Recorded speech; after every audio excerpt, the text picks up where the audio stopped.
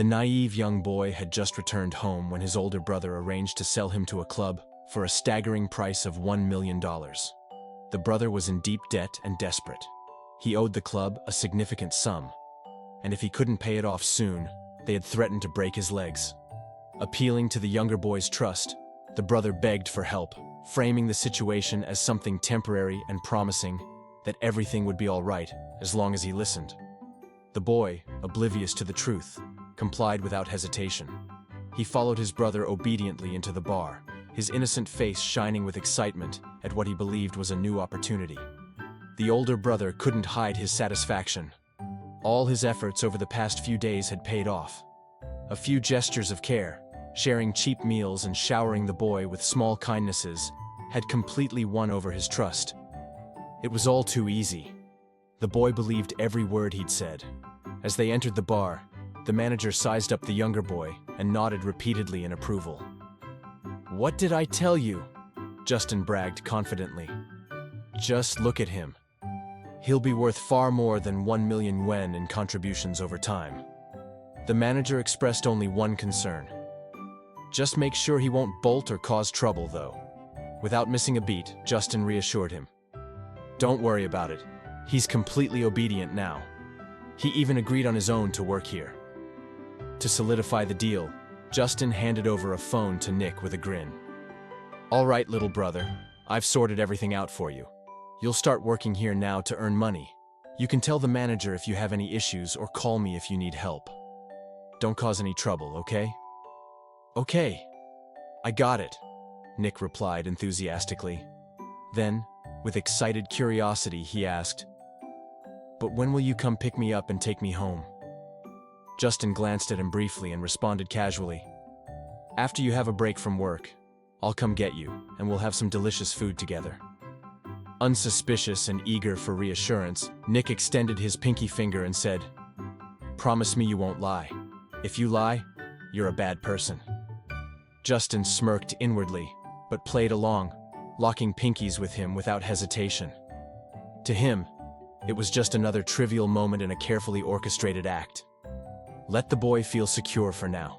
His innocence made it all too easy to manipulate him further. After Justin left, I clutched at the hem of my shirt nervously. Trying to summon some courage, I muttered to myself, "I need to make money. I can't afford to be scared. He's done so much for me. He bought me all those delicious meals. I have to help him somehow." The task was simple enough. Sell the alcohol to customers, and if someone wanted company while drinking, I needed to pour for them and keep them entertained. It sounded straightforward. I told myself, I can do this. It's just selling things, right? Initially, enthusiasm carried me as I approached the customers with energy and determination. But as time passed, the patrons grew stranger, their behavior shifting uneasily into something unnerving. After stepping out of one private room carrying a tray of drinks, I placed the bottles aside and quietly crouched in a corner, feeling utterly miserable. I pulled out my phone and called Justin again. "Brother, I don't want to work here anymore. Could you find me another place to go?" The response on the other end was sharp and dismissive. "If you're not working there, then where would you even go? Stay put and stop calling me." Before I could say another word, the line went dead. Staring tearfully at the screen, I dialed him once more. "Stop calling me brother, idiot," came his annoyed reply. "Do not call me again." His words cut deep, and I bit my lip in frustration as tears welled up in my eyes. Justin had suddenly changed, and I couldn't understand why. He used to treat me so kindly, but now, he calls me names and won't even listen.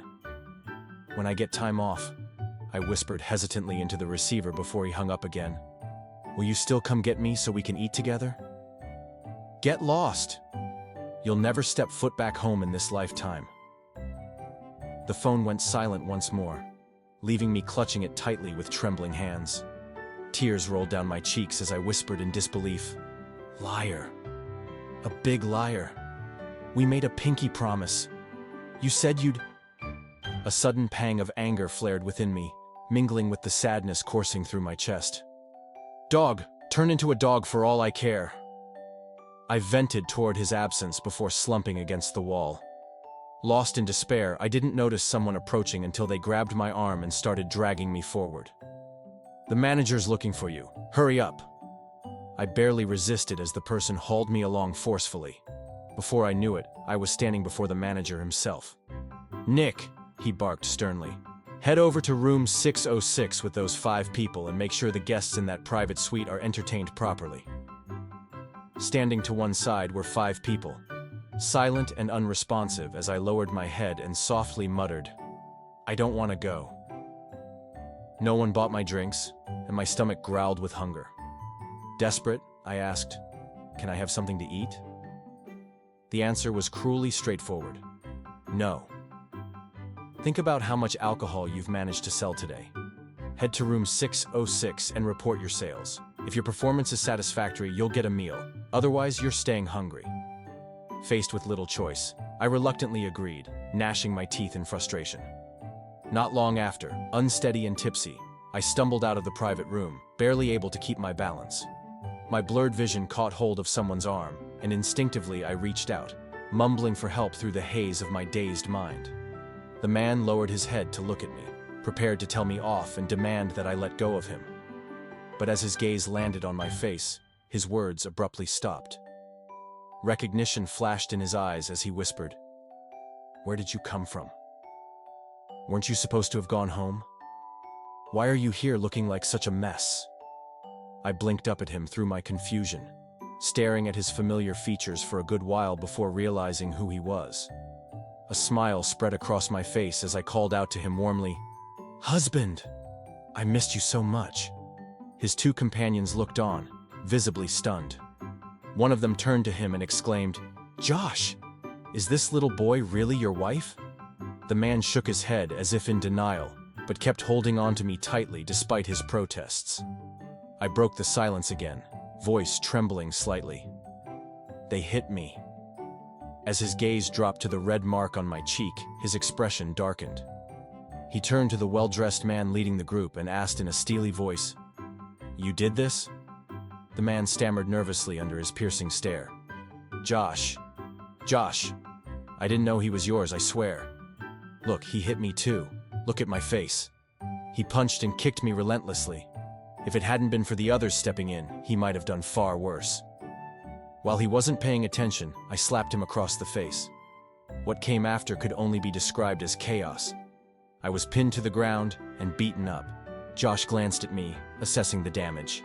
Although I didn't suffer too much overall, the bruises on my face were glaringly obvious.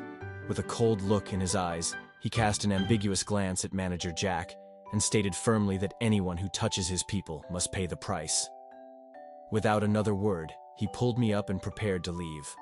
The bar manager, watching helplessly as his $1 million deal walked out the door, gritted his teeth and hurried after us. "President Josh," he called out. "You can't take him away." Tom, standing nearby, smirked as he shot back at the manager. "Is this dump of yours tired of existing?" The manager froze.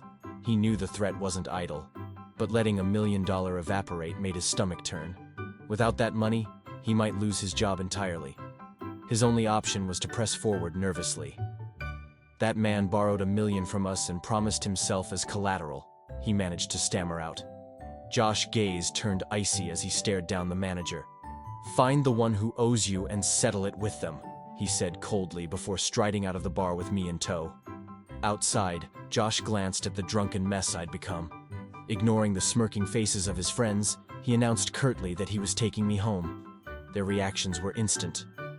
"Josh, we haven't hung out in ages, and now you're bailing just like that? Which is more important, your brothers or your wife?" "He's not my wife." Josh's reply was sharp, but it did little to stop the teasing. "Not your wife? Then why bother? Just kick him out and let him take care of himself." Tom chimed in with unapologetic boldness.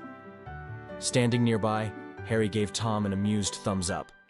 "Impressive, telling him to abandon his own wife like that. Gutsy move," Harry muttered with a chuckle. Faced with their teasing, Josh could only sigh and shake his head. "I'm taking him home to treat his injuries," he said flatly. "Go ahead and enjoy yourselves. Just charge everything to my tab."